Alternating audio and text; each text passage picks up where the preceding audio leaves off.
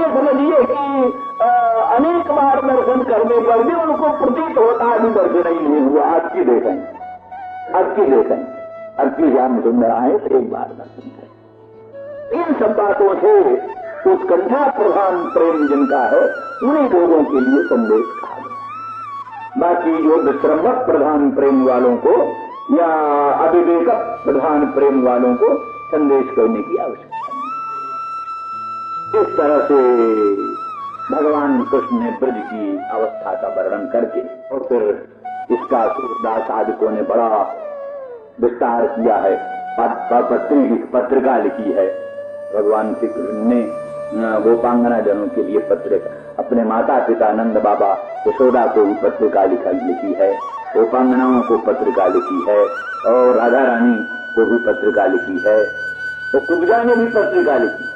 कुब्जा ने भी बुलाया उद्धव को, हाँ उद्धव देखो हमारी ये पत्रिका ले जाओ, गोपांगनाओं को देना, राधा रानी को देना। ये सब क्यों रोज रोज उठकर सवेरे सवेरे हमको गाली देती? अरे हमारा भी भाग्य है, हम कहाँ कुबड़ी थी कृष्णकंठ का चंदन सरगड़ती थी, क्या हमारी महिमा थी? तो जिन्होंने हम पर अनुग्रह किया, कृपा किया, क्या बात है, हम बिना काशी गए हमको काशी का स्नान हो गया, बिना परिश्रम किए, ये उनका अनुग्रह है, हम क्या करें। और फिर अंत में राधा रानी को कहा कि जो कुछ भी हो आखिर हम तुम्हारी दासी रहेंगे, तुम्हारी अनंत महिमा है, तुम्हारा अनंत सौंदर्य माधुर्य है, तुम्हारे सामने हम कुछ नहीं, हम तुम्हारी दासी हैं, आपकी कृपा हम पर होनी चाहिए। इस तरह से उनको और कई लोगों को कुछ और भी लिखा है, तुम लोगों ने श्याम सुंदर को बहुत कष्ट दिया है, बांधा है उनको कृष्ण को, और थोड़े थोड़े मक्खन के लिए, दही के लिए नाच नचाया है, क्या आप तुम किस मुंह से उनको जल्दी अपने पास बुलाना चाहती हो? इतना कष्ट सहन कर कैसे जाएंगे तुम्हारे यहाँ कृष्ण? ऐसी अनुकूल प्रतिकूल सब बातें कही। नंद बाबा क्या नाम बसदेव जी ने पत्रिका लिखी है और कहा कि आप बड़े धन्य हमारे दोनों पुत्र हैं, उनका आपने पालन किया है, पोषण किया है, रक्षण किया है, हम तुम्हारे बड़े कृतज्ञ हैं, तुम जरूर आओ यहाँ और दर्शन करो श्याम सुंदर का, बलराम का, और इनको भी दे देंगे तुम्हारे यहाँ, कोई ऐसी बात नहीं है, आप किसी प्रकार का भेद न माने। उन्होंने भी ऐसा अवश्य लिखी है। तो इस प्रकार से अंत में वहाँ उन लोगों ने ये भी लिखा है कि थोड़ी सी भागवत की दृष्टि तो जरा बड़ी गंभीर, भागवत की दृष्टि ही तो एक बड़ा उस ढंग की है। अब यहाँ तो उद्धव का बड़ा महत्व भगवान कृष्ण करते हैं, सुखदेव जी बड़ा महत्व करते हैं, प्रेष्ठम एकांतिनम भक्तम, ये सब उनके लिए विवरण दिया।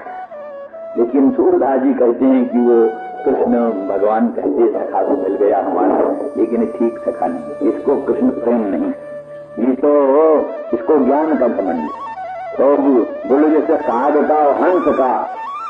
का हंस की मैत्री संगत नहीं है, ऐसे इसकी हमारी मैत्री संगत नहीं। जो कुछ भी ऐसे ही लिखा है उन्होंने।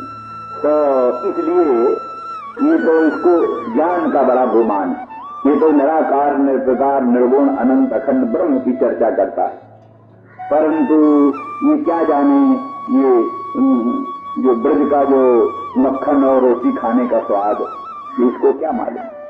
नंद बाबा और यशोदा के प्यार का इसको क्या परिज्ञान है? गोपांगनाओं के लोकोत्तर अनुराग को ये क्या समझ सकता है? ब्रज की अद्भुत महिमा को ये क्या समझ सकता है?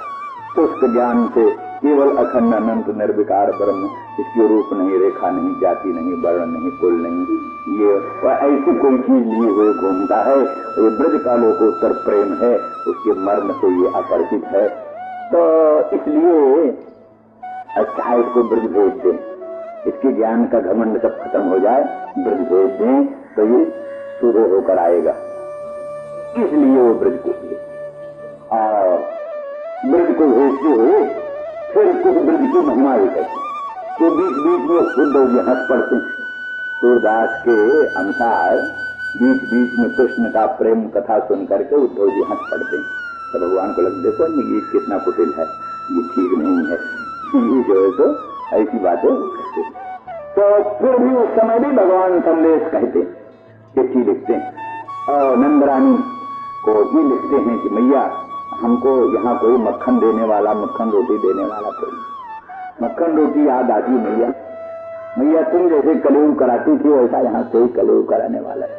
मैया ये वसुदेव देवकी कहते हैं कि तुम हमारे पुत्र, लेकिन वास्तव में हम उस पर विश्वास नहीं करते, हम तो तुम्हारे पुत्र, हम तो तुम्हारे पुत्र। ये लोग कहते हैं, हमको बहुत बहुत बहकाते हैं कि तुम हमारे पुत्र हो। कंस के भय से तुम्हारा पोषण पालन करने के लिए हमने तुमको नंदगृह में भेज दिया था, लेकिन हमको उस पर विश्वास नहीं आता।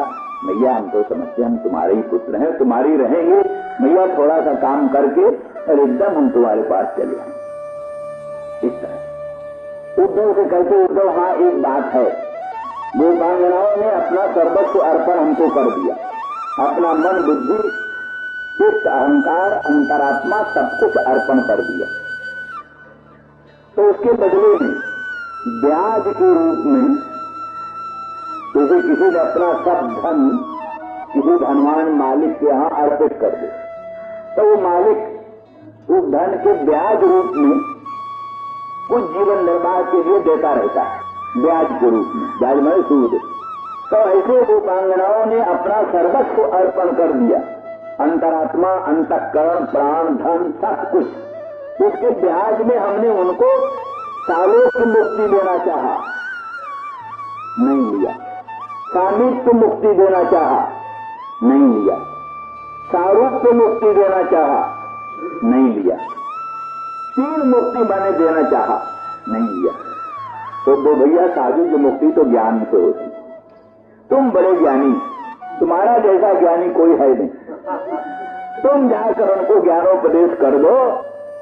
अगर वो साधु की मुक्ति ले लें तो हम तुम्हारी मथुरा में रहेंगे। अगर उन्होंने कहीं उसको भी अस्वीकृत कर दिया,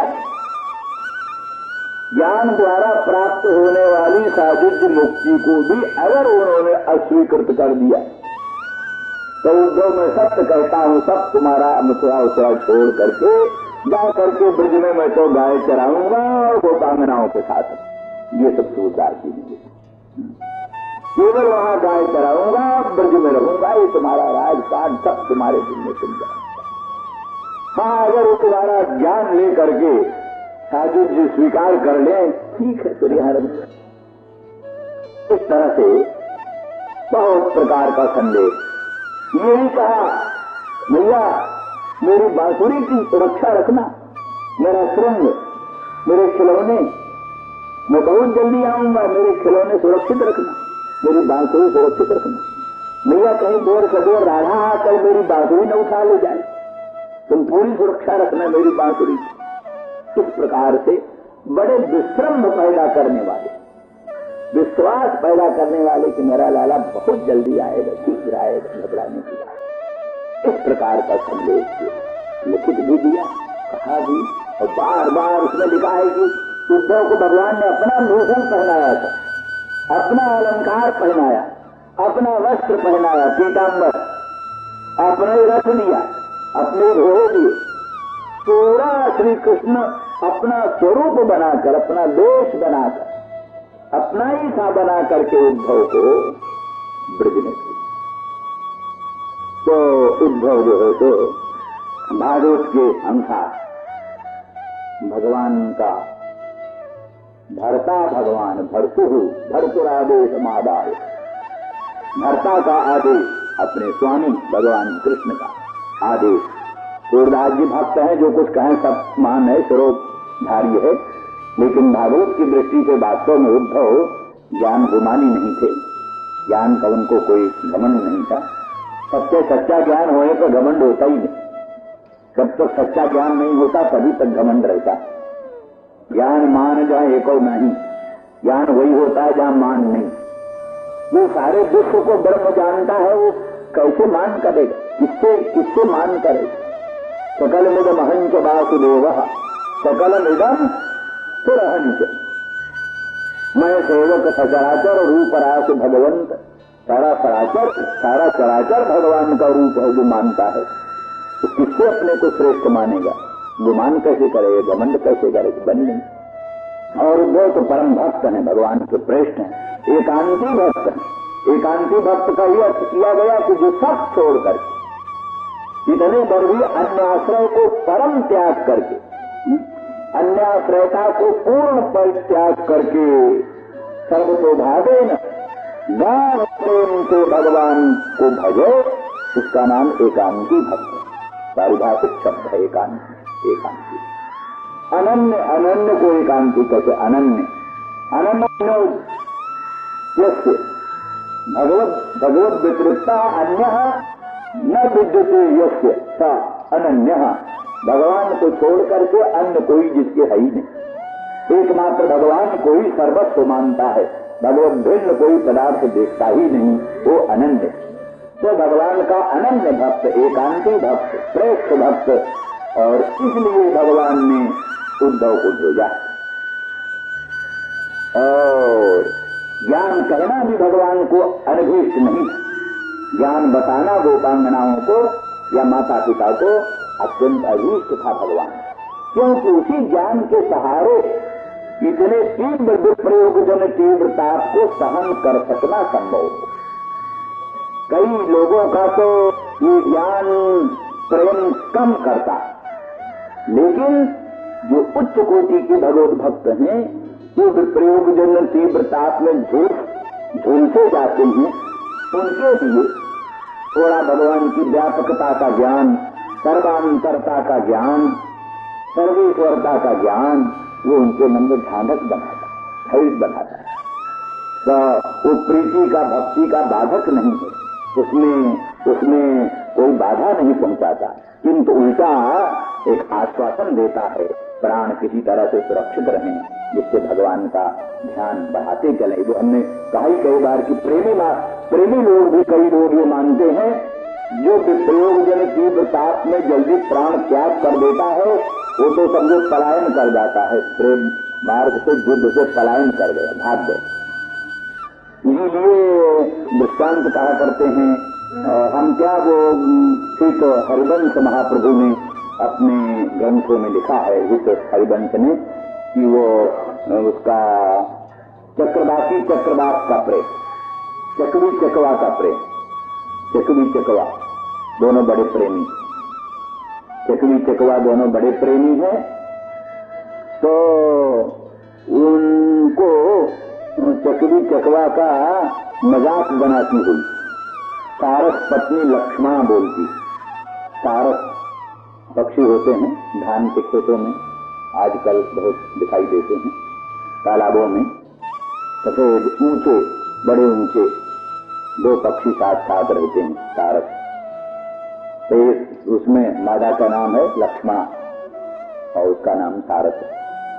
तो सारस पत्नी लक्ष्मणा ने चक्रवाकी से कहा, चक्रवाकी तुम्हारा हृदय बड़ा कठोर है। भादव की अमावस्या की अंधियारी रात, बिजली चमक रही, दामिनी दमक रही, घनघोर घटा उमड़ रही, घन गर्जन मंद्र मंद्र हो रहा, और तुम अपने प्रियतम से विप्रयुक्त होकर के जीवित कैसे रहती हो? तुम्हारा हृदय वज्र के तुल्य है, इसीलिए फट नहीं जाता। नहीं तो ऐसे अवसर पर अपने प्रियतम से विप्रयुक्त होकर जीवित रहना असंभव है। तुम जीवित रहती हो, इसीलिए सिद्ध होता है तुम्हारा हृदय बड़ा कठोर है। तो चक्रवाकी ने कहा, हाँ सखी तुम ठीक कहती हो, हमारा हृदय जरूर बड़ा कठोर है, बड़ा कठोर हमारा हृदय है। किंतु सखी ऐसे प्रीतम के विप्रलम्ब जन तीव्र ताप के पश्चात जो प्रीतम के सम्मिलन का सुख होता है, तुम उससे परिचित नहीं, तुम उसको जानती नहीं। विप्रयोग जन तीव्र ताप के पश्चात जो प्रीतम सम्मिलन का सुख है, तुम उससे अपरिचित, जानती नहीं, क्योंकि तुम्हारा तो जहां वियोग हुआ तहां तुम में से एक मर जाता है। लक्ष्मणा मर गई तो थोड़ी देर में सारस मर जाता है, सारस मर जाता है तो थोड़ी देर में लक्ष्मणा मर जाती। तो तुम तो विप्रलम्ब जन तीव्र ताप सहन ही नहीं कर सकते, मर जाते हो। तो इसलिए ताप के अनंतर होने वाले सम्मिलन के सुख को तुम कहा जाए। तो इसलिए सखी, इसलिए ही तो हरिवंश कहते हैं, वो तो कायर है, पलायन करके भाग गया। जो ताप सहने का मौका है, तो ताप सहने की हिम्मत न करके प्राण त्याग करके भाग गए। लेकिन चक्रवाकी जो है उस ताप को सहने की हिम्मत दिखाती है और धैर्य से प्राणों को धारण करती है और मरण से भी कोट गुणित अधिक दारुण संताप का अनुभव करती हुई भी जीवित रहती है और विप्रलम्ब जन तीव्र ताप का अनुभव करती है। और राधा रानी यादकों का बल्कि वल्लभ संप्रदाय में तो मुख्य रूप से तापानुभूति ही परम पुरुषार्थ, विप्रलम्ब की अनुभूति ही परम पुरुषार्थ। ताप भगवत वियोग में ताप का अनुभव करना यही सर्वोत्कृष्ट पुरुषार्थ, सर्वात्म भाव की प्राप्ति का वही मूल है। उनके अनुसार पूर्वराग और संप्रोग श्रृंगार ये दोनों उसी विप्रलम्ब की अनुभूति के साधन, विप्रलम्ब ताप के अनुभव का एक साधन है। क्योंकि जिसको छाया का सुख अनुभूत नहीं उसको घाम का दाप भी कहाँ मालूम पड़ता है। जो छाया के सुख को जानता है वही तीव्र आतप के संताप को जानता है, और जो तीव्र आतप के संताप को जानता है वही छाया के सुख को भी जानता है। जो आतप का संताप न जाने वो छाया का सुख नहीं जानता, जो छाया का सुख नहीं जानता वो आतप के संताप को भी नहीं जानता। इस दृष्टि से ये रासलीला या वेणुगीत लीला ये सब क्या जुगल गीत का, जुगल गीत तो क्या नाम विप्रलम्ब श्रृंगार, तो लेकिन ये वेणुगीत और वेणुगीत पूर्ण राग, वेणुगीत पूर्ण राग है और राज पंचायत वही संभोग श्रृंगार है। तो इस सब का इतना ही मूल है कि विप्रलम्ब ताप के अनुभव की योग्यता हो जाए। विप्रलम्ब ताप के अनुभव की योग्यता के लिए ये सब भगवत सम्मिलन सुख है। और इसलिए अंत में इसी के द्वारा उनके अंतःकरण में अंतरात्मा में रोम रोम में भगवान विराजमान हो जाते हैं। फिर उसको भगवत भिन्न कोई वस्तु भाषित नहीं होती, इसलिए सर्वोत्तम पुरुषार्थ होता है। श्री राम जय जय राम। आयरत मारुह्य प्रजो नंद गोकुलम। इस तरह से भगवान श्री कृष्ण ने संदेश दिया तो बड़े आदर के साथ भर्तु संदेशम आदा, भगवान कृष्ण को उद्धव वैसे तो खानदानीय थे, कृष्ण के पिता वसुदेव जी के भ्राता जो थे देवभाग, उन देवभाग के ही पुत्र उद्धव थे। इसलिए चचेरे भाइये तो भी श्री कृष्ण के प्रति उनकी अनन्य भक्ति, श्री कृष्ण को ईश्वर मानकर, परमेश्वर मानकर उनमें वो भक्ति करते हैं। इसलिए उनको अपना भर्ता, स्वामी, मालिक मानते हैं। इसलिए भर्तु संदेशम आदाय, भर्ता माने स्वामी श्री कृष्ण चंद्र परमानंद कंद भगवान का संदेश बड़े आदर के साथ ग्रहण करके रथ मारुह्य प्रजो नंद गोकुलम, रथ पर आरूढ़ होकर के और नंद के गोकुल में गए। प्रजो नंद गोकुलम प्राप्तो नंद ब्रजम श्रीमान निमलोचित विभावसौ। यद्यपि बहुत नजदीक है, दूर है मथुरा से गोकुल, समीप ही है, तो भी प्रेम के कारण उद्धव जी की गति भगवान श्री कृष्ण का संदेश सुनते सुनते, गोपांगनाओं का महिमा सुनते सुनते वहीं उद्धव के मन में गोपांगनाओं के प्रति प्रेम, ब्रज के प्रति प्रेम और श्री कृष्ण की भक्तजनों के प्रति परम अनुराग उत्पन्न हुआ था। तो चलने में, पदाती चलने में विलंब होगा और प्रेम विह्वल होने के कारण पहुंचने में देरी होगी, इसलिए भगवान ने रथ दिया। और ये भी बतलाया कि भगवान ने अपना ही भूषण अलंकार पहनाकर और अपना ही रथ देकर, और रथ को देख करके ही लोगों को ये प्रतीति हो मानो श्री कृष्ण भगवान ही आ गए, ऐसी बुद्धि लोगों को हो। इस दृष्टि से सब गोकुल का परम आकर्षण होने के लिए अपने ही वेशभूषा में, अपने ही रथ के द्वारा भगवान ने उद्धव को भेजा।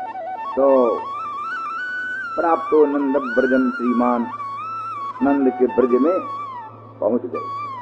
कब पहुंचे? बोले निम्बलोचत विभावसौ, सूर्य नारायण के अस्तंगत होते होते, सूर्य नारायण अस्ताचल को चल रहे थे, उसी समय निम्बलोचत विभावसौ, विभावसु माने सूर्य नारायण। छन्न जान प्रविशताम,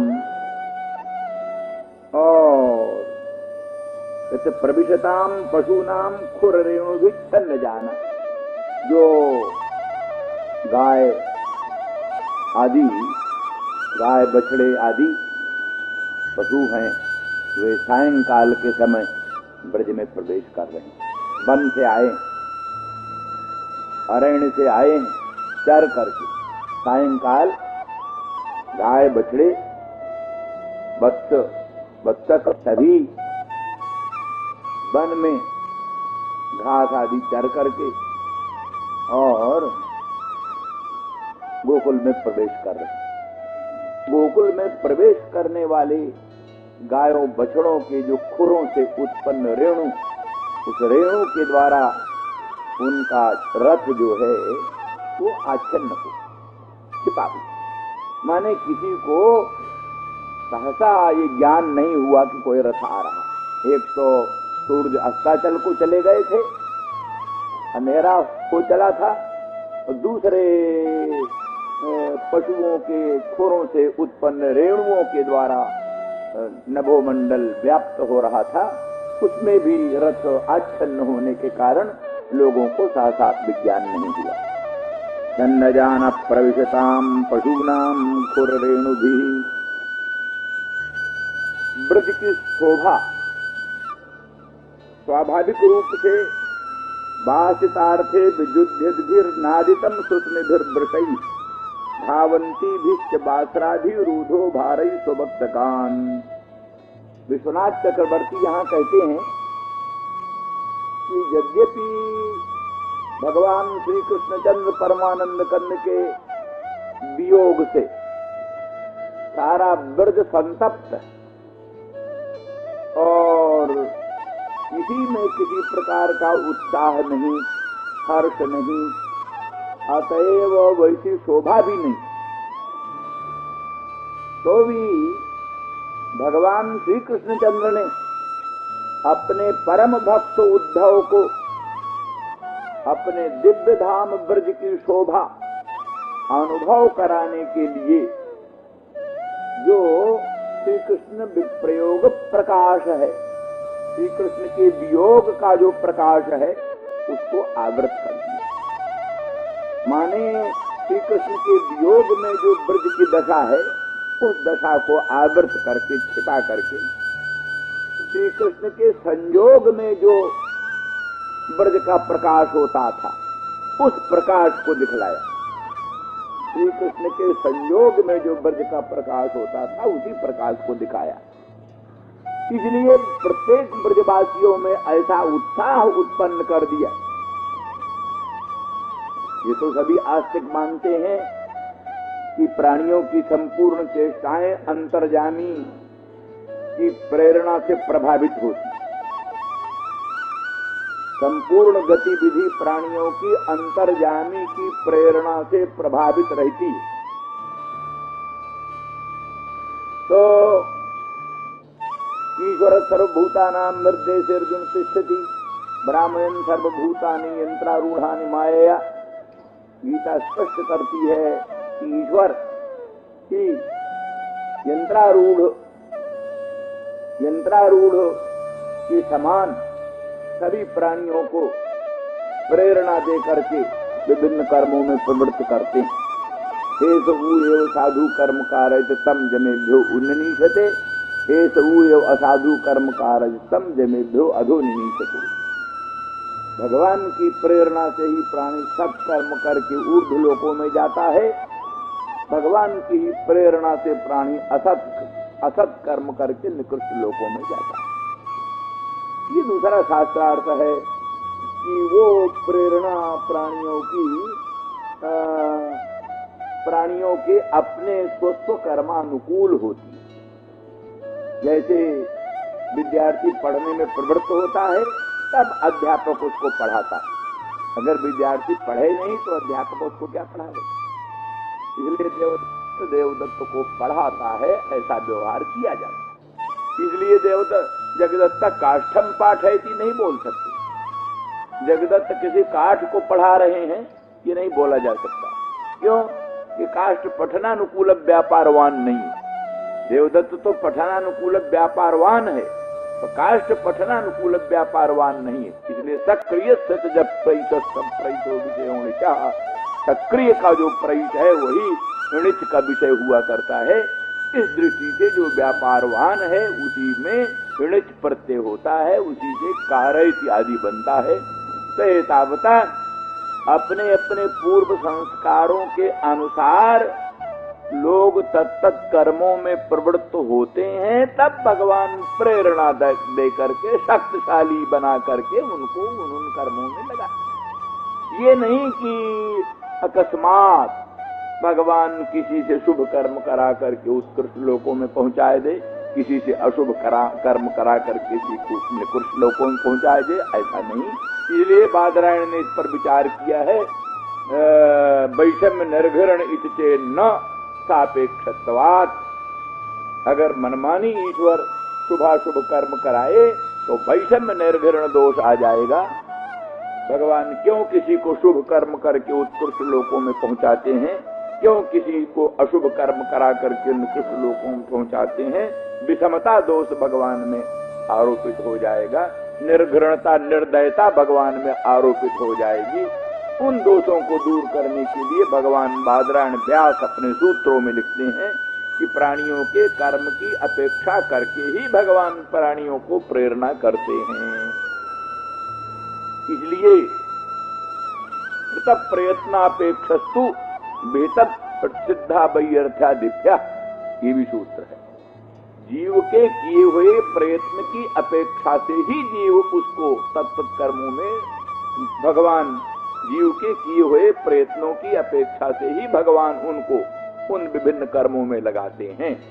तभी शास्त्र विहित और शास्त्र निषेध, शास्त्र विहित शास्त्र निषिद्ध स्थिति की सफलता होगी, नहीं तो विधि निषेध व्यर्थ जाएगा। किसी आदमी के हाथ पांव हथकड़ी बेड़ी से जकड़े हुए हैं तो उसको कौन कहेगा तुम जल माने, तुम जल लाओ? इसके हाथ पांव हथकड़ी बेड़ी से बंधे हुए हैं उसको कोई प्रेरणा कर नहीं सकता।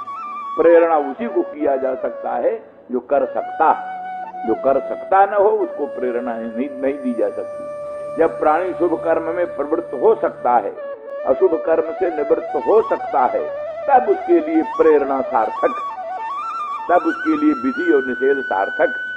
अगर प्राणी स्वतंत्र ही नहीं है शुभाशुभ कर्म करने में, अशुभ कर्म से निवृत्त होने में स्वतंत्र नहीं, शुभ कर्म में प्रवृत्त होने में स्वतंत्र नहीं, तब उसके लिए ईश्वरीय विधि निषेध, ईश्वरीय विधि निषेध और राजकीय विधि निषेध भी, राजकीय कानून, राजकीय विधि निषेध भी उस पर लागू नहीं हो सकता और ईश्वरीय विधि निषेध भी उस पर लागू नहीं हो सकता। ये तभी लागू हो सकता है जब प्राणी स्वतंत्र हो।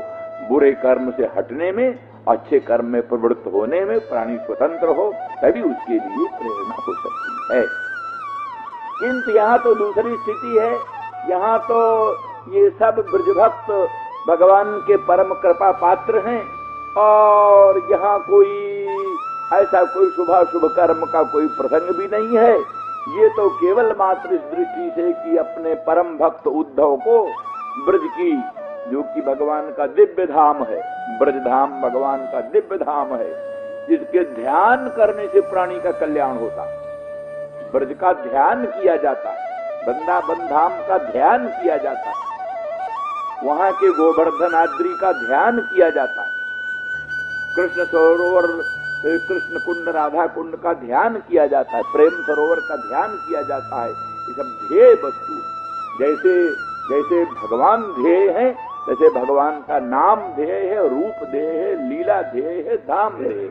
नाम रूप लीला धाम ये सब का सब भगवत स्वरूप है, इसलिए सबका सब ध्येय है। भगवान का ध्यान किया जाता है, भगवान के नाम का, रूप का, लीला का, धाम का, सबका ध्यान किया जाता है। तो पहले पहले उद्धव ब्रज जा रहे हैं, तो उद्धव को ब्रज का जो वास्तविक स्वरूप है, ब्रज की जो शोभा है, ब्रज की शोभा और ब्रज के वास्तविक स्वरूप को अनुभव कराना भगवान अपना उचित समझते हैं, कर्तव्य समझते हैं। इसलिए अपनी प्रेरणा से, अपनी मंगलमयी दिव्य लीला शक्ति के प्रभाव से कृष्ण वियोग का जो प्रकाश है ब्रज में, उसको आवृत कर दिया, ढक दिया। और कृष्ण के संयोग का जो प्रकाश है, कृष्ण के संयोग में जो ब्रज की रूपरेखा बनती थी, जो ब्रज का प्रकाश बनता था, वो प्रकाश दिखाया, वो प्रकाश दिखाया। उसी प्रकाश को देखते हुए क्या देखा कि बासितार्थे विजुध्यद्भिः नादितम सुष्मिभिर्वृषैः।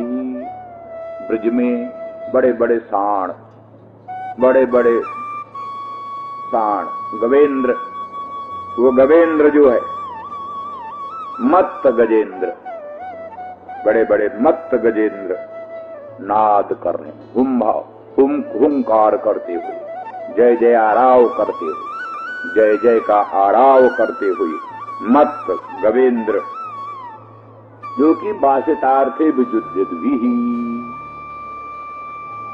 माने ऐसी गायें जो कि माने संसार में तो मनुष्यों की प्रवृत्ति तो पशु से भी निकृष्ट है, उनके लिए कोई काल वाल का विचार नहीं होता, लेकिन पशुओं में तो विचार होता।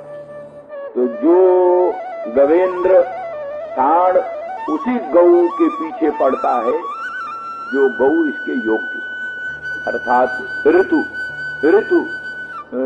काल वाली हो, ऋतुमती जो गाय हो, ऋतुमती गाय का ही अनुसरण करता है गवेंद्र, वही उसी को बासिता कहते। बासिता भोग योग्या बासिता, तो बासितार्थे विजुध्यद्भिः, उसके लिए साण लोग आपस में युद्ध करते, लड़ते, साण लोग आपस में युद्ध करते। ये सब जो है सो गौओं में, बछड़ों में, गवेंद्रों में, ये सब शोभा की चीज होती है, आनंद की चीज होती है। तो बासितार्थे विजुध्यद्भिः मत्त गवेंद्र बासिताओं के लिए, गौओं के लिए आपस में युद्ध कर रहे हैं। और धावंती भिश्च बास्त्राभिः, गौएं दौड़ रही हैं। कौन गौएं?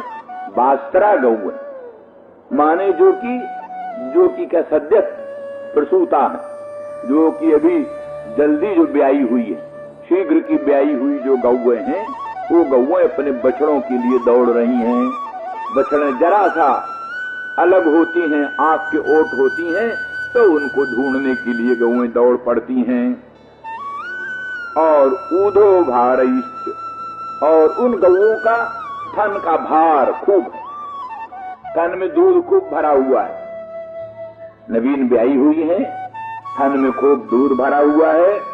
ऊधो भार से युक्त वो गौएं, खूब दूध देने वाली सद्य प्रसूता गौएं अपने बछड़ों के लिए दौड़ रही हैं। और बछड़े भी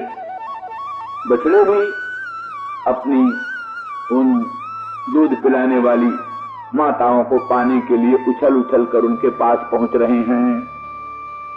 ऊधो भारई स्ववत्सकान् इतस्ततो विलंघद्भिर् गोवत्सैर्मंडितम सितैः, और गौओं के बछड़े इतस्तता विलंघद्भिः उछल रहे हैं, छलांग मार रहे हैं।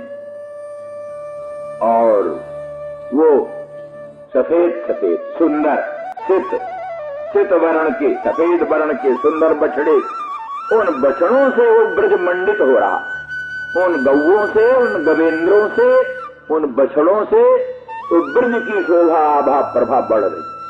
ब्रज की शोभा तो गौओं से ही, गवेंद्रों से ही, बछड़ों से ही। जहां अब आजकल उतने साढ़ नहीं, उतने गायें नहीं, उतने बछड़े नहीं, तो अब शोभा उतनी नहीं दिखाई देती। इस समय चारों ओर ब्रज में गाय गाय, बड़ी उत्तम उत्तम गाय।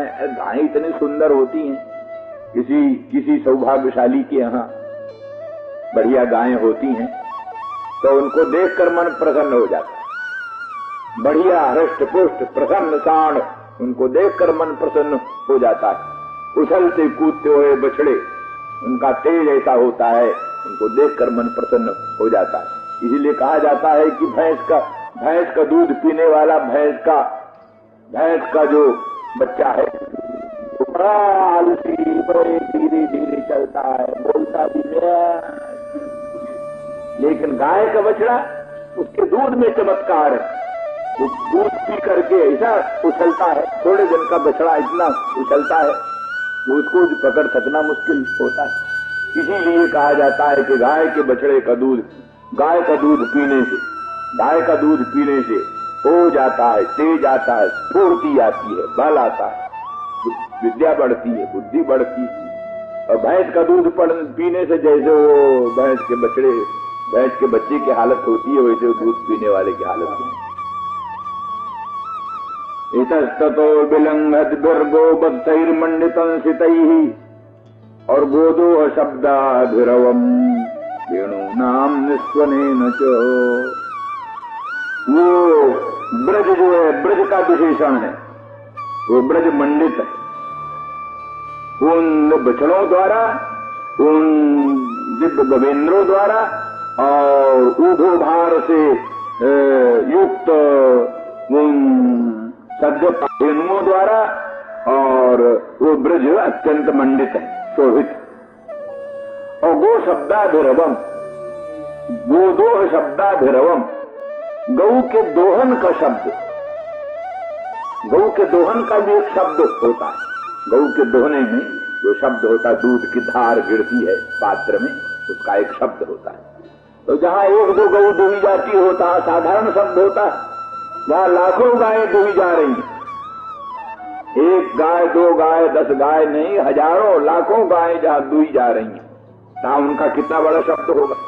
तो वो दोहन का जो सुंदर राव है, निनाद है, गोदोहन का जो राव है, निनाद है, उसका गोदोह का अधिराव है जिसमें ऐसा ब्रज, गोदोह शब्दाधिरवम, गोदोह के शब्द का अभिनव है जिस ब्रज में ऐसा ब्रज में, या नंद गोकुल में, नंद गोकुलम का विशेषण है, नंद गोकुलम ब्रजम उद्धवा जयऊ। नंद गोकुल जो है ब्रज, उसमें उद्धव गए।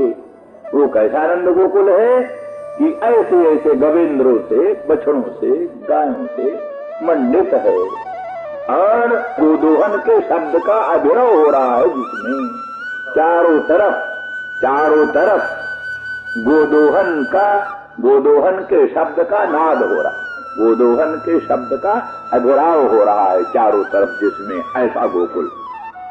और वेणु नान चो, वहां वेणु भी बजाई जाए। ग्वाल बाल जो गायों के पीछे हैं, बछड़ों के पीछे हैं, वो वेणु नाद कर रहे हैं।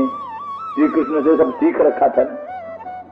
वेणु वाद्य उरुधा निज शिक्षा, वहां लिखा है युगल गीत में माने परंपरा, हर एक वादन की परंपरा होती है। तबला के बजाने की परंपरा, वीणा बजाने की परंपरा, और ऐसी ही विभिन्न प्रकार के वाद्य गीत आदिकों की परंपराएं होती हैं। तो परंपरा से भी वेणुनाद कृष्ण ने सीखा है। साथ ही निजी भी शिक्षा, निजी आविष्कार, कृष्ण के कुछ निजी आविष्कार थे वेणु वादन में कृष्ण के कुछ निजी आविष्कार थे। इसलिए कृष्ण का वेणुनाद सुन करके ब्रह्म, रुद्र, इंद्र आदि भी मोहित हो जाते। शक्र सर्व परमेष्ठ पुरोगा कष्पलन यजुर अनिष्ठित तत्वा। शक्र माने इंद्र, सर्व माने शिव जी, और शक्र सर्व परमेष्ठी माने ब्रह्मा।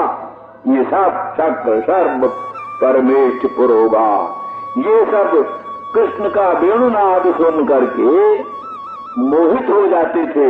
अनिश्चित तत्व समझ में नहीं आता था क्या है, क्या अभिप्राय, क्या है, कौन सी मोहिनी है, कौन सा जादू है, कौन सा तंत्र इस वेणुनाद में है कि ब्रह्मा भी मोहित हो जाए, शिव भी मोहित हो जाए। गीत तो सुनाई पड़ता था गोपांगनाओं को, गीत और कोई सुनाई, उनको तो नादे नाद सुनाई पड़ता। तो नाद का कोई अर्थ नहीं होता, नाद तो अव्यक्त होता, उसमें वर्ण अनभिव्यक्त होते, वर्ण स्फुट नहीं होते नाद में, किंतु गीत में अक्षर सुस्फुट होते हैं, उनका अर्थ विदित होता है। तो गोपांगनाओं को तो वेणु गीत पीयूष का रसास्वादन होता था और लोगों को वेणुनाद श्रवण करने को मिलता था जिसका कोई अर्थ व्यक्त नहीं होता था। इसलिए कुछ न समझ करके शास्त्र सर्व परमेश की प्रवृत्ति भी मोहित होते थे, उसमें मोहित हो जाते थे। तो इसलिए उनसे ग्वाल बालों ने भी सब सीखा, ब्रज में सिखाया जाता है। ब्रज में लीला जो दिखाई जाती है उसमें श्री कृष्ण भी बहुत से ग्वालों से नाच सीखते थे। नाचना कैसा चाहिए, नाचना कैसा चाहिए वो सीखते थे। बड़े गोप जो है वो कृष्ण को नाचना सिखाते थे। हर एक चीज सीखने की होती है, तो इसे नृत्य भी सिखाते थे। तो इसी तरह से दूसरे छोटे छोटे ग्वाल बाल श्री कृष्ण से सब कुछ सीखते थे। तो गोदोह शब्दाभिरवम गोकुलम, तो वेणु नाम निस्वने न मंडितम, वेणुओं के निनाद से भी गोकुल मंडित। विभिन्न लोग वेणु बजा रहे हैं, श्रृंग बजा रहे हैं, कोई वेणु बजा रहे हैं, उसके नाद से भी गोकुल मंडित है, शोभित है। गायन्ती भिश्च कर्माणि उपलक्षण है, मैंने कि बीड़ा वादन भी हो रहा, कहीं बीड़ा वादन हो रहा, कहीं पर क्या नाम है, मुरज है, मृदंग है, आदि आदि के भी वाद्य हो रहे हैं। अभी ऐसा इसीलिए तो कहा वस्तुता तो कृष्ण में प्रयोग जन तीव्रताप में संतप्त ब्रज में ये सब संभव नहीं। मुरझाया हुआ ब्रज, वहां की लताएं भी मुरझाई हुई, वहां के ग्वाल बाल भी गई, गायें भी मुरझाई हुई। श्री कृष्ण के भी प्रयोग जन तीव्रताप में संतप्त थे, लेकिन श्री कृष्ण ने अपने परम भक्त उद्धव को ध्यान के लिए दिव्य अपने ब्रजधाम को अनुभव कराने के लिए प्रेरणा दे करके सब में उत्साह भर दिया। कृष्ण की प्रेरणा से ये सब उत्साह आ गया। ग्वाल बाल वेणु बजाने लग गए, मृदंग बजाने लग गए, गोपांगना बीणा बजाने लग गई, बीणा वादन पूर्वक गायन्ते भिश्च कर्माणि शुभानि बल कृष्ण, बलराम और कृष्णचंद्र के, श्री बलराम और श्री कृष्णचंद्र के जो मधुर मनोहर मंगलमय परम पवित्र चरित्र ब्रज में हुए, उन्हीं चरित्रों को गान कर रहे हैं। गोपांगनाथ को तो स्वभाव ही था, गायन तो गोपो जनिता अनुरागा श्री कृष्ण दामोदर माधवेति, वो तो भगवान के मंगलमय नाम को, भगवान के मंगलमय गुणगणों को निरंतर गाती रहती ही है। तो बीणा वादन पुरस्कार और राग रागिनी सब उनका अनुसरण करती हैं। वो राग रागिनी ढूंढती नहीं, राग रागिनी अनुसरण करती हैं उनका अपनी सफलता के लिए। इनके गीत में हम संयुक्त हो जाएं तो हमारी सफलता हो जाए। इस तरह से स्वभाव से वो जो कुछ भी बोलती, इसीलिए वो आनंद वृंदावन चंपू में कहा है कि ब्रजधाम के सारे वृक्ष कल्प वृक्ष हैं और सारी वहाँ की तरुणी साक्षात लक्ष्मी रूपा है, और वहाँ का साधारण भाषण भी संगीत है, साधारण भाषण भी संगीत है। अब गोपी गीत है, असल में गोपियों ने रोया है, श्री कृष्ण के विप्रयोग जन तीव्रताप में संतप्त होकर रोया है, पर राग रागिनियों ने साथ दे दिया, वो गीत बन गई, गोपी गीत बन गई। जयते धिकम जन्मना ब्रज श्रेत इंदिरा शश्वदत्री, ये सब जो है गोपी गीत है।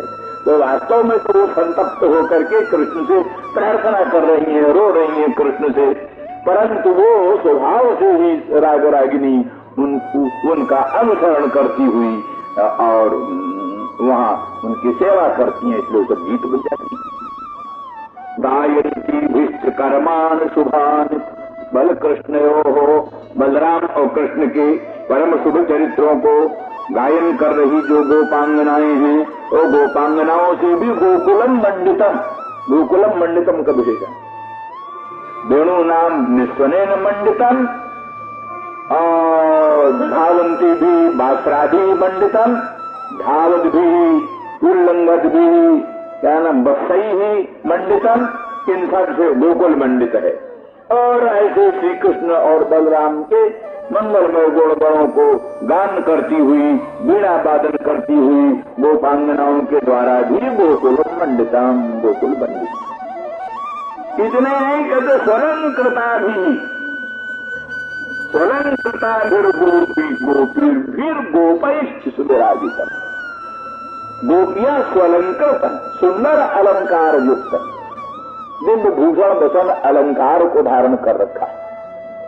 श्री कृष्ण प्रेरणा से उद्धव को दिव्य ब्रज का धाम दिखाने की दृष्टि से तो स्वभाव से ही नाना प्रकार के भूषण वसन अलंकारों से अलंकृत गोपांगनाओं के द्वारा और श्री कृष्ण के मंगलमय गुण गणों को गान करती हुई गोपांगनाओं के द्वारा गोकुलम मंडितम, नंद गोकुलम मंडितम।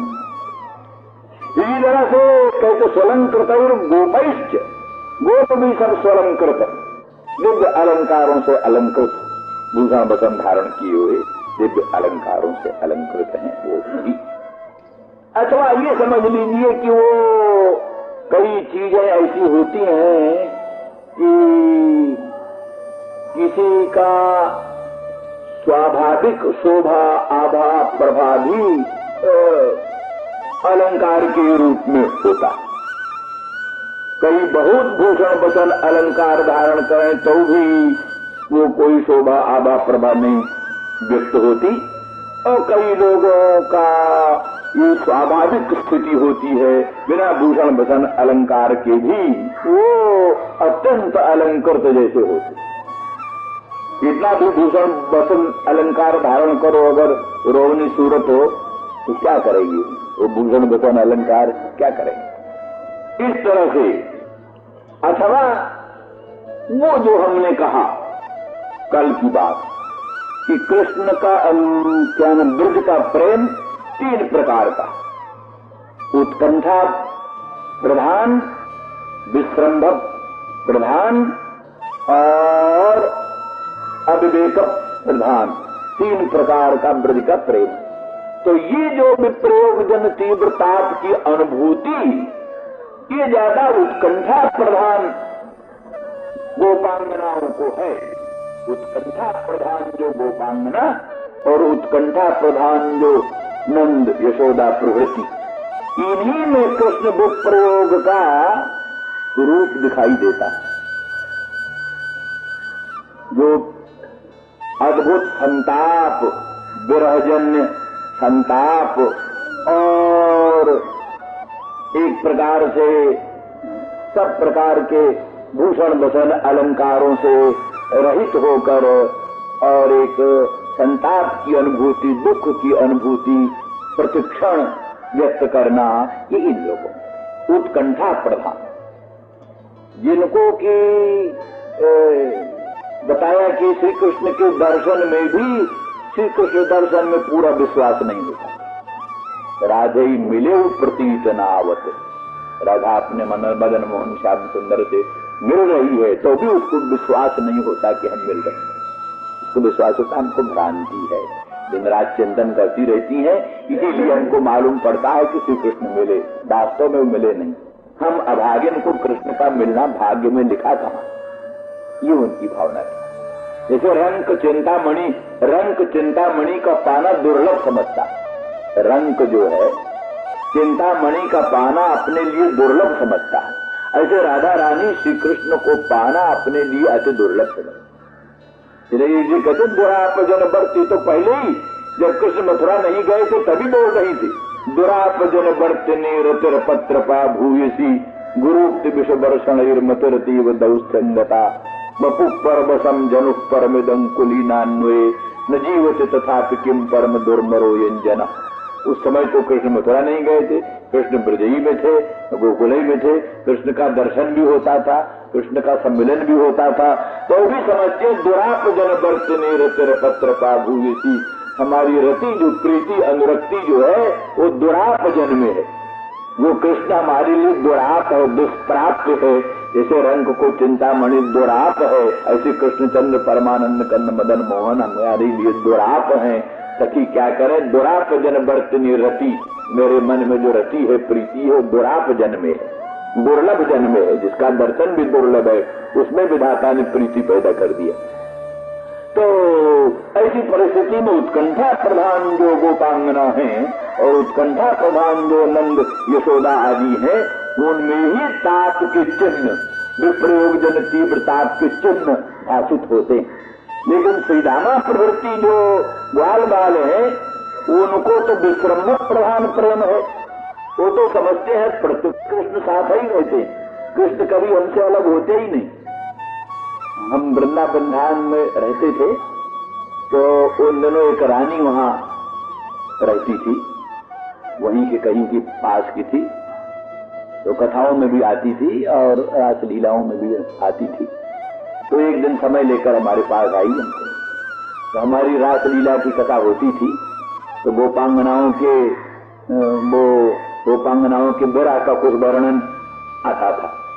तो वो उसने हमसे आकर कहा, महाराज ये आप क्या वर्णन करते हो? वो भगवान में सखा भाव मानती, भगवान को अपना सखा समझती थी कि कभी सखाओं से पृथक एक क्षण के लिए कृष्ण होते ही नहीं। सुबल श्रीदामा आदिकों से अलग एक क्षण के लिए भी कभी नहीं होते। इस तरह से ऐसे जो सख्य भाव वाले ग्वाल बाल हैं, उनको विश्रम्भ प्रधान प्रेम है, उनका ऐसा सुदृढ़ विश्वास है कि कृष्ण हमको छोड़कर एक क्षण कहीं जाते ही नहीं। वृंदावनम परित्यज पाद में कर्ण गच्छति, वृंदावन को छोड़ करके एक पग भी भगवान कृष्ण इधर उधर नहीं जाते।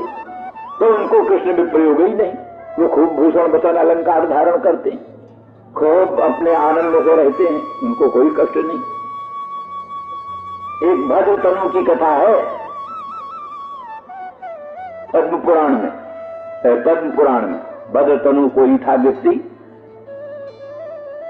बड़ा सुंदर आकृति थी, बड़ी सुंदर आकृति थी, भव्य आकार था, और कुछ अनाचार दुराचार भी था, अनाचार दुराचार भी उसमें था।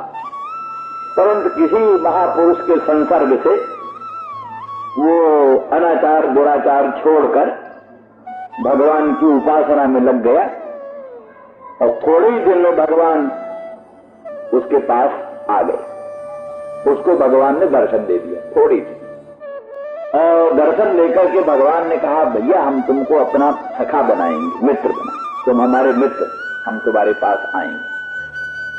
भद्र तनु के पास भगवान आया करते थे।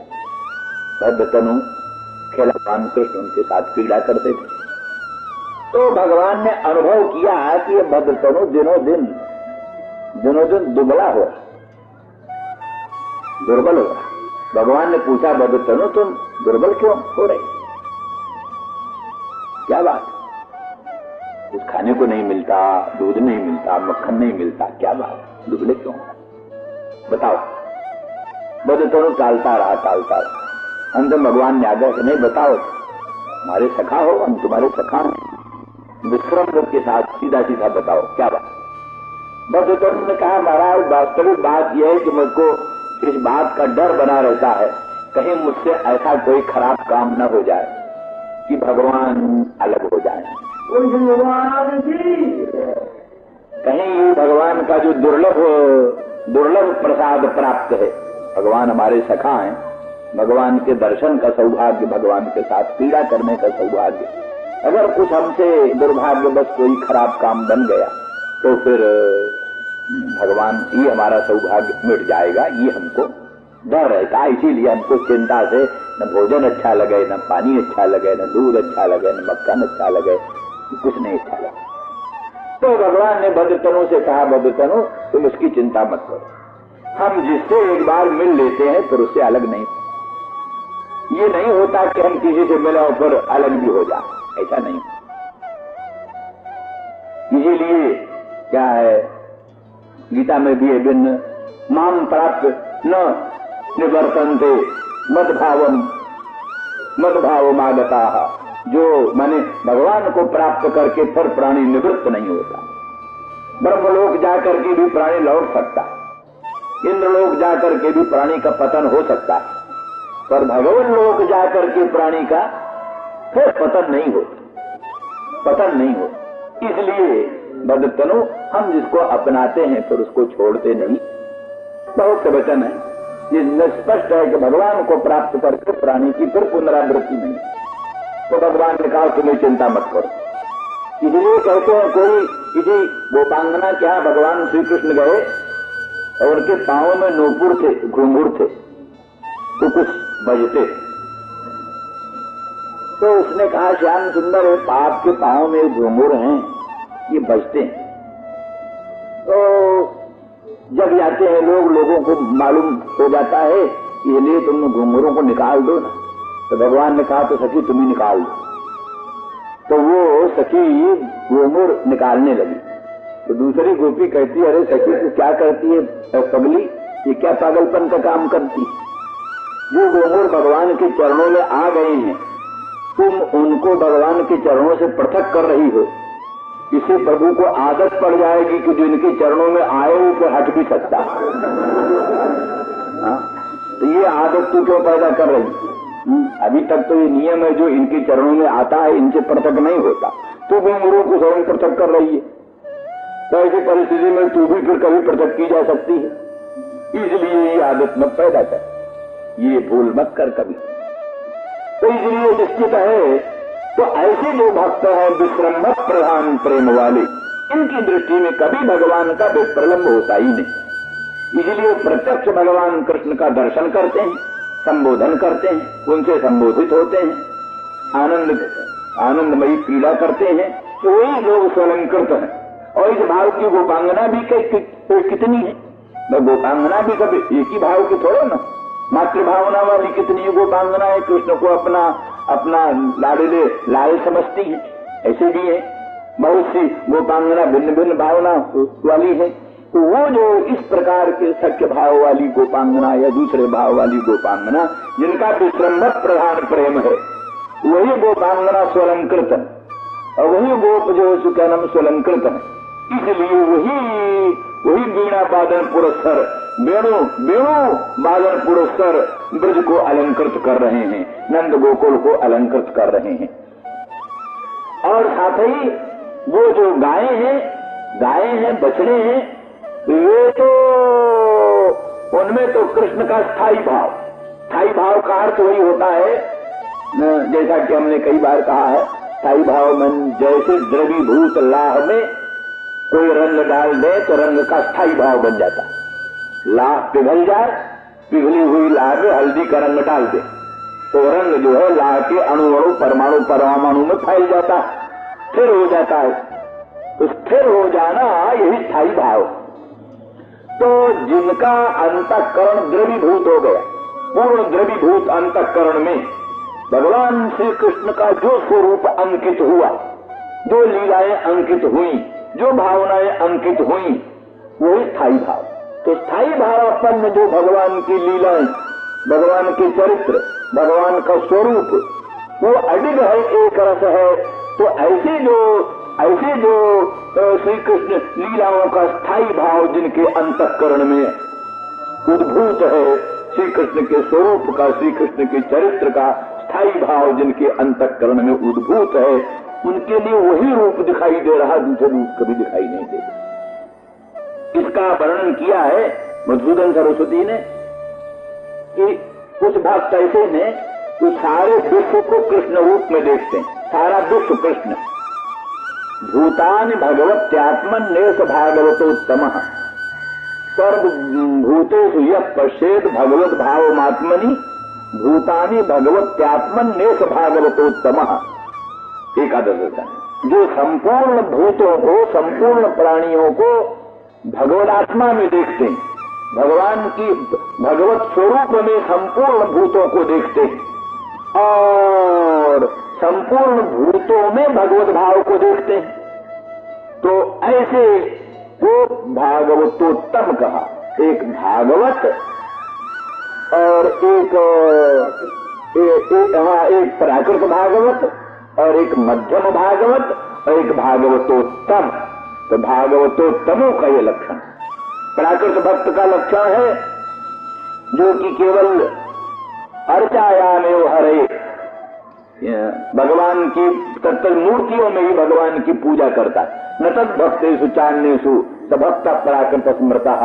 वो भगवान के भक्तों में प्रेम नहीं करता और दूसरों में प्रेम नहीं करता, केवल मूर्ति में ही प्रेम करता है, मूर्ति की पूजा करता है, उसी में तल्लीन रहता है। वो आरंभ काल का भक्त है, प्राकृत भक्त है, आरंभ का भक्त।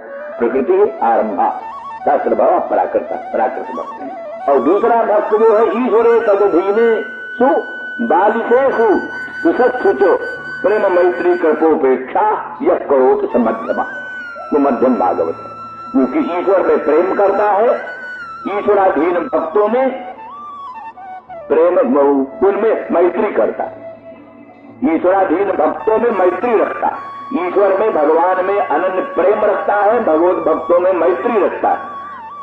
और बालिश जो है मूर्ख लोग, उन पर अनुकंपा रखता है, कृपा रखता है, और जो शत्रु है उनकी उपेक्षा रखता है।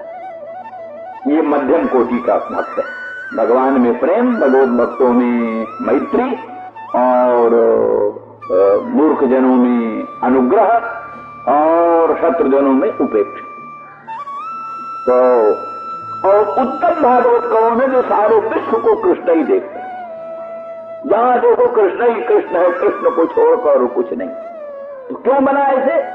तो ऐसे बना जैसे कोई पानी की टंकी में कोई रंग डाल दिया, और रंग जो है, रंग से वो पानी की टंकी का पानी सब रंग गया। अब जहां जहां नलों द्वारा वो जल निकलेगा उसी रंग में निकलेगा, और अपने से संश्लिष्ट वस्तुओं को अपने रंग में रंग कर ही जो भी उस जल से संश्लिष्ट होगा उसी रंग में रंगा जाएगा। ये तो है दृष्टांत। यहाँ क्या है? अंतःकरण।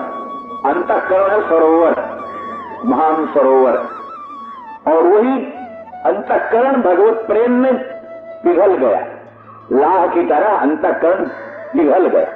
लाह की तरह जो भगवत भक्त का अंतःकरण पिघल गया, उस पिघले हुए अंतःकरण में भगवत स्वरूप का प्रादुर्भाव हो गया। जैसे पिघली हुई लाह में हल्दी का रंग डाल दिया, जैसे पिघले हुए अंतःकरण में भगवान का रंग, भगवान का स्वरूप, भगवान का चरित्र, भगवान का गुण आविर्भूत हो गया। तो जैसे हल्दी का रंग पिघली हुई लाह में स्थिर हो जाता है, ऐसे ही भक्त के द्रवीभूत अंतःकरण में भगवान का चरित्र, भगवान की लीला, भगवान का स्वरूप, भगवान का नाम अंकित होकर के सुस्थिर हो जाता है। वही अंतःकरण कानों द्वारा निकलकर शब्द सुनता है, वही अंतःकरण आंखों द्वारा निकलकर रूप देखता है, वही अंतःकरण नासिका द्वारा निकलकर गंध ग्रहण करता है, वही अंतःकरण त्वक द्वारा बहिर्भूत होकर के स्पर्श को ग्रहण करता है। शब्द स्पर्श रूप गंध का ग्रहण अंतःकरण ही से होता। केवल आंख नहीं रूप ग्रहण करती, केवल घ्राण नहीं गंध ग्रहण करती, किंतु घ्राण द्वारा प्रवृत्त गंधाकाराकारित वृत्ति, घ्राण द्वारा प्रवृत्त अंतःकरण की गंधाकाराकारित वृत्ति गंध को ग्रहण करती। नेत्र द्वारा निकली हुई अंतःकरण की रूपाकाराकारित वृत्ति रूप को ग्रहण करती। रसना द्वारा अंतःकरण की वृत्ति रसाकाराकारित होकर के रस को ग्रहण करती। ये सिद्धांत है वेदांत का भी, सांख्य का भी, योग का भी, सबका यही सिद्धांत है। नैयायिक आदिकों का कुछ से भिन्न मत है। तो कहने का अभिप्राय ये, अब वो अंतःकरण जिसकी वृत्ति बन करके शब्द स्पर्श रूप सुगंध को ग्रहण करती है, वो अंतःकरण कृष्ण रंग में रंगा गया। कृष्ण के रंग से वो अंतःकरण ही रंगा हुआ। इसलिए कृष्ण रंग से रंगे हुए अंतःकरण ही की वृत्ति अगर रूप को ग्रहण करती है तो कृष्ण रूप ही में ग्रहण करती है। कृष्ण रूप ही तो वो रंग जिसको छूता है अपने रंग से रंग लेता। वो रंग जो है जिसको छूता है अपने रंग से रंग लेता। तो वृत्ति जो है भगवान के रंग से रंगे हुए अंतःकरण की वृत्ति जिसको छूती है उसको अपने रंग में रंग करके ही ग्रहण करती। इसका भी उदाहरण आप लोग जैसे बिजली में अगर लाल लट्टू आप लगा दोगे तो लाल लट्टू जिस वस्तु को प्रकाशित करेगा अपने रंग से रंग कर ही प्रकाशित करेगा। सारे कपड़े, मकान के सारे कपड़े लाल लाल दिखाई दे। हरा लट्टू होगा तो हरे लट्टू के संसर्ग से बिजली का प्रकाश हरा होकर के हर एक वस्तुओं को हरा बना करके ही प्रकाशन करेगा। तो जैसे ये दृष्टांत है उसी तरह से भगवान के रंग से, भगवान के चरित्र से, भगवान के गुण से रंगा हुआ जो अंतःकरण, उस अंतःकरण की वृत्ति चक्षु द्वारा निकल करके रूप को ग्रहण करती हुई अपने रंग से रंग करके रूप को ग्रहण करेगी। इसलिए उस भक्त का, वो भक्त के नेत्र दुनिया में जो रूप देखेंगे श्यामल रूप देखेंगे।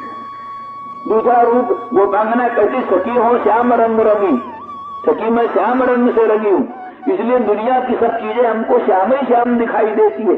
मालूम पड़ता है पीला रंग, सफेद रंग नाम की कोई चीज दुनिया में होती नहीं। उनको सिवा श्याम रंग के दूसरा रंग ही नहीं दिखता। क्या मतलब है? उनका अंतःकरण श्याम रंग से रंगा हुआ। श्याम रंग से रंगे हुए अंतःकरण की वृत्ति निकलकर जिस रूप को ग्रहण करती है श्याम रंग में रंग करके ही उसको प्रकाशित करती है। इसी तरह से उनका अंतःकरण कृष्णचंद्र के मुखचंद्र की सुमधुर अधर सुधा रस के अनुभव से रंगा हुआ। अंतःकरण में श्री कृष्ण के अधरामृत की अभिव्यक्ति, श्री कृष्ण के मुखचंद्र के सुमधुर अधर सुधा रस का उन्होंने आस्वादन किया। तो अंतःकरण ही श्री कृष्णचंद्र के मुखचंद्र की सुमधुर अधर सुधा रस से बाधित है। तो वो अंतःकरण जिसमें रस को ग्रहण करता है, इसी पदार्थ के रस को ग्रहण करता है, तो कृष्ण के सुमधुर मुखचंद्र के अधर सुधा रस के रूप ही में ग्रहण कर हर एक रस को कृष्णचंद्र के मुखचंद्र का सुमधुर अधर सुधा रस ही समझता। हर एक रूप को श्री कृष्णचंद्र का रूप ही समझता। हर एक शब्द को श्री कृष्ण के वेणु गीत पीयूष रस से बासित अंतःकरण से आविर्भूत जो श्रोत्रजन्य शब्दाकाराकारित वृत्ति उस शब्द को अपने रंग में रंग कर ही ग्रहण करती है। इसलिए वो शब्द भी वेणु नाद के रूप में ही भाषित होता है। इसलिए ऐसे भक्तों को वेणुनाद के रूप में ही सब शब्द सुनाई देते हैं। भगवान के मुखचंद्र के सुमधुर अधर सुधारस के रूप में ही दुनिया के सब रस भाषित होते हैं। भगवान के पादार बिंद के सौगंध्यामृत से भावित अंतःकरण की गंधाकाराकारित वृत्ति हरे गंध को कृष्णचंद्र के पादार बिंद के सौगंध के रूप में ही ग्रहण करते। इस दृष्टि से सवै भागवतोत्तम, ये वो भागवतोत्तम है जो भगवान श्री कृष्ण के मुखचंद्र का दर्शन करते हैं, भगवान के पादार बिंद की नखमण चंद्रिका का दर्शन करते हैं, अंग अंग के दिव्य सौगंध्यामृत का रसास्वादन करते हैं, मुखचंद्र के सुमधुर अधर सुधा रस का समास्वादन करते हैं, वेणु गीत पीयूष रस का आस्वादन करते हैं, जिनके अंतःकरण भगवान के दिव्य गंध, दिव्य स्पर्श, दिव्य रूप, दिव्य रस के भावना से भावित है, बाधित है, उनका अंतःकरण श्रोत्र द्वारा, त्वक द्वारा, चक्षु द्वारा, घ्राण द्वारा तत्त विषयों को ग्रहण करता हुआ भगवान के दिव्य शब्द, दिव्य स्पर्श, दिव्य रूप, दिव्य गंध के रूप में ही तत्त वस्तु को ग्रहण। इन सब दृष्टियों से ये जो गायें हैं और बछड़े हैं, इनमें कृष्ण का रंग, कृष्ण का रूप, कृष्ण का रस पूरी तरह से भावित हो गए। गावश्च कृष्ण मुख निर्गत वेणुगीत, गावश्च कृष्ण मुख निर्गत वेणुगीत पीयूष मुत्तहित कर्ण पुटेन पिबन्त्य। शावा स्मृतस्तनपय कवला स्मृतस्तुर गोविंद नमात्मन दृशा कला प्रसन्त्या। ये है वेणु गीत का, वेणु गीत का पद है। तो कहते गावश्य कृष्ण मुख निर्गत गेय गीत पीयूष मुत्तभित कर्ण पुटे न पिबंत्या। गायें जो है भगवान कृष्ण चंद्र के मुख चंद्र से निर्गत जो वेणु गीत पीयूष उसी को पी रही। गाय से पी रहे वो कर्ण पुटे, कान के दोने से। उनका कान है दोना, जैसे कोई दोना में रस पीता है चषक में पान पात्र में, या फुट कहते हैं दोना को, foot foot foot. Shri Krishna मक्खन मांगते थे, दही मांगते थे गोपांगनाओं से। तो गोपांगना कहते श्याम सुंदर काय में लोगे, हम दही देने को तैयार, काय में लोगे। तो वो कदम वृक्ष है, कदम ने भगवान को दोना दिया। आज भी हमने कदम वृंदावन धाम के नंदगांव के कदम्बों में और उद्धव क्यार के कदम्बों में और क्या नाम है कामबन के जो कदम है उन कदमों में दोना पत्तों को हम वृक्षों में दोना लिखे देखे। वृक्षों में पत्तों के स्थान में दोने लिखे। दोने क्या कहा? दोना, बिल्कुल दोना। तो उन वृक्षों ने दोना दिया। उसी दोना को लेकर कृष्ण ने उसी में वो दही लिया गोपांगनाओं का। तो पुट के द्वारा दोना के द्वारा रस पिया जाता। तो गायें अमृत पी रही। कौन अमृत?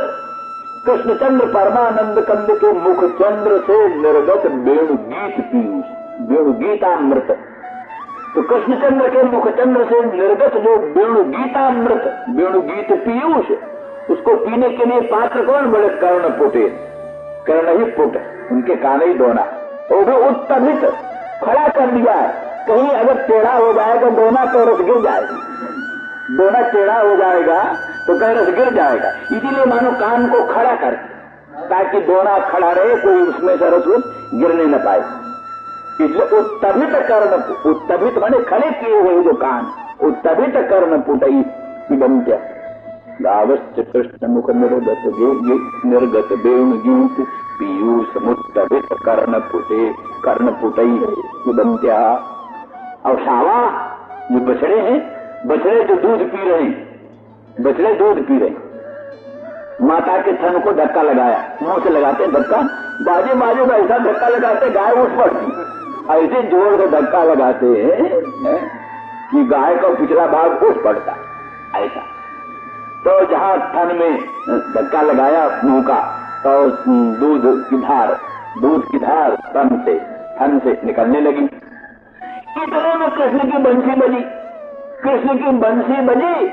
कृष्ण के बंसी के वो लोकोत्तर गीतामृत का रसास्वादन करके बछड़े दूध पीना भूल गए। तो मुंह में थन आ गया, उधर दूध की धारा चल पड़ी, पर इनको पीने की स्थिति नहीं रही, क्योंकि आखिर मुंह में ग्रास आए तो भी भीतर ले जाने के लिए प्रयास करना पड़ता है। वो महान परमहंस हो, उसके मुंह में भी कोई लड्डू दे दो तो वो भीतर जाने के लिए गल निगलना अनुकूलक व्यापार उस परमहंस को करना पड़ता।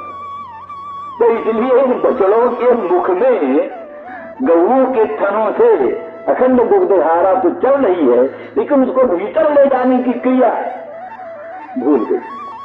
वो तो कृष्णचंद्र के मुखचंद्र से निर्गत वेणु गीत पीयूष रस आस्वादन में तल्लीन हो गए, और वो जो दूध को भीतर ले जाने के घोटने की क्रिया है वो उनकी हुई नहीं। तो उनके मुख से गायों के थनों से दूध निकल रहा है, बछड़ों के मुंह में आ रहा है, और मुंह से निकल करके वृंदावन धाम में फैल रहा है। तावास्मृतस्तनपय कवलास्मृतस्तु, जो स्तनपय उसका कवल जिनके मुख में है, अर्थात उसको भीतर नहीं ले जा सके, कवलास्मृतस्तु शावास्मृतस्तनपय कवलास्मृतस्तु। क्यों? बोले गोविंदमात्मन दृशा सुकला प्रसन्य। आत्मन भीतर प्रकट गोविंद, तो बंशी के द्वारा कृष्ण उनके भीतर पहुंच गए। वंशी के द्वारा कृष्ण उनके भीतर पहुंच गए, क्योंकि वो वेणुगीत पीयूष क्या है? कृष्ण के स्वरूप का सार सर्वस्व, कृष्णचंद्र के स्वरूप का सार सर्वस्व है। क्योंकि अगर सुधा की बड़ी महिमा हमने खूब वर्णन किया है। देव भोग्या अगर सुधा, भगवत भोग्या अगर सुधा, सर्वा भोग्या अगर सुधा, ये सब जो है सो वल्लभाचार्य के सिद्धांत हैं। उन पंक्तियों को लगाने वाले लोग बहुत कम, तो बड़े बड़े सांप्रदायिक लोग, समझदार लोग सुनते हैं उसको। तो कहने का अभिप्राय ये है कि वो कृष्ण की अगर सुधा क्या है? कृष्ण के स्वरूप का सार सर्वस्व। इसीलिए इतवेणुरवम राजन, इतवेणुरवम राजन। कौन है वेणुरवम? उसकी पहले का तदवर्णित मारब्धा स्मरंत कृष्ण चेष्टितम। वेणु गीत का वर्णन आरंभ किया और कृष्ण के लीलाओं को स्मरण करते हुए प्रेम में विह्वल हो गई, इसलिए वर्णन करने में असमर्थ हो गई। उस बीच में कृष्ण के रूप का वर्णन बरहा पीडम नट बरबपु कर्णकारम विभ्रत बासक कनक कपिशम वैजयंती च मालाम, ये कहकर बोले इत वेणुरवम राज, ये वेणुरव। तो अर्थात ये जो कृष्ण का स्वरूप है, ललित त्रिभंग भगवान कृष्णचंद्र परमानंद कंद का उद्बुद्ध उभयविद संप्रयोगात्मक विप्रयोगात्मक श्रृंगार रसार सर्वस्व जो भगवान कृष्ण का स्वरूप है, ये कृष्ण का स्वरूप ही वेणुगीत, वेणुरव। तो वही बछड़ों के और गायों के अंतःकरण में सन्निविष्ट है। तो आत्मा ने अंतःकरण मनसी कृष्णम, भीतर गोविंद भगवान अंतःकरण में प्रविष्ट है, उनको अनुभव कर रहे हैं। और दृष्टि से भी गोविंद को निहार रही है और हृदय में भी गोविंद को निहार रही है। अश्रुकला, आंखों में आनंद के आंसू